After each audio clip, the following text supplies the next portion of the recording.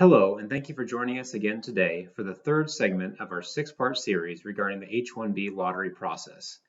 The last couple of weeks, you learned about an overview of the H-1B process, and then last week we talked about what it takes for a position to be H-1B caliber. So today, we're moving on into the next stage of the equation, that is the individual beneficiary who you're sponsoring for the visa qualified? If you tuned in last week, you understand that in order for a position to be H-1B caliber, generally speaking, the position has to require at least a bachelor's degree level education in one or more fields specifically related to the occupation. So now, equally as important, we have to determine whether or not the individual being sponsored meets those qualifications. The clearest example of an individual meeting those qualifications is if he or she possesses a bachelor's degree from a U.S. institution that's on the traditional four-year track, again, in one of those fields that's been identified as related to the occupation. In that situation, again, the clearest case, the individual qualifies for the occupation. Now, what happens if that individual has a foreign-based degree? Those degrees, generally speaking, could potentially be different from those in the US. Initially speaking, if that foreign degree is a four-year degree and covers effectively the same subject matter that the US degree would cover, we can typically obtain an evaluation from a third-party service that equates that degree to be the equivalent of a US-based degree. In that situation, that four-year foreign degree would be the equivalent of a four-year US degree and everything would work. However, what happens if that foreign degree is different? Many foreign educational systems have a different educational structure than does the United States. Specifically, some countries allow three-year bachelor's degrees, or some sort of degree on a lesser track or lesser period of time than their US counterparts. So what do we do with those cases? Well, if it's a three-year degree, in most situations, that is going to be insufficient to equate to a four-year bachelor's degree from a U.S. school. There are unique times where it may, if, for example, that three-year degree involved the same level of coursework, the same level of substantive involvement, etc., as a traditional four-year degree would. But again, those are unique situations. But don't worry, all is not lost.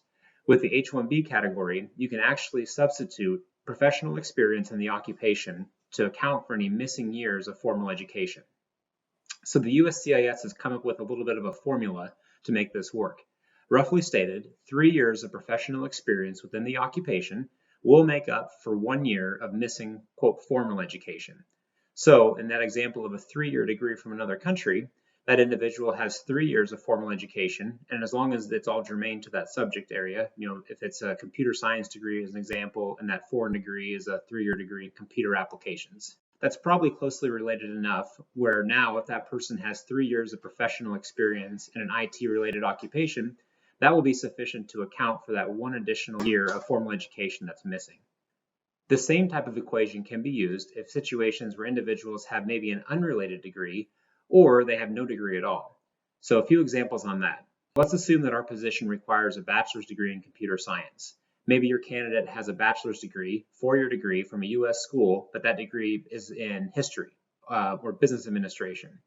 What the USCIS will do is they'll take 2 years of that 4-year degree and they'll count that towards the 4-year degree requirement with the thought that those are kind of your gen ed type years. Then those remaining 2 years, which are typically viewed as the specialization years, you would require 6 years, 3 years for each missing year, of professional experience within the occupation in order to substitute for those missing 2 years of specialization. Similarly, if the individual has no degree whatsoever, you could still qualify them for that H-1B position if they have at least 12 years of professional experience within the occupation. In either of those situations where you're relying on some level of professional experience to equate for or account for missing formal education, what we have to do is obtain an evaluation from an independent third party that equates those degrees.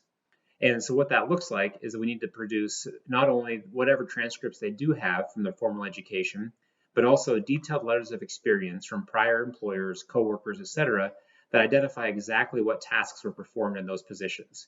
You submit those letters along with the transcripts, any degrees, etc., that are available to a third-party evaluator, and then that entity will evaluate those degrees and professional experience, etc., and provide their equivalency to a U.S. institution or a U.S. educational system. So it's by that method that individuals without your specific U.S.-based 4-year bachelor's degree may still be able to qualify for H-1B status. So what are the takeaways from all this? Basically, whenever you're assessing an H-1B case, it's good to make sure that not only your position is H-1B qualifying, but actually that the individual for whom you're going to sponsor meets those qualifications. If that individual has something other than a traditional 4-year degree from a U.S. institution, some additional legwork will be needed.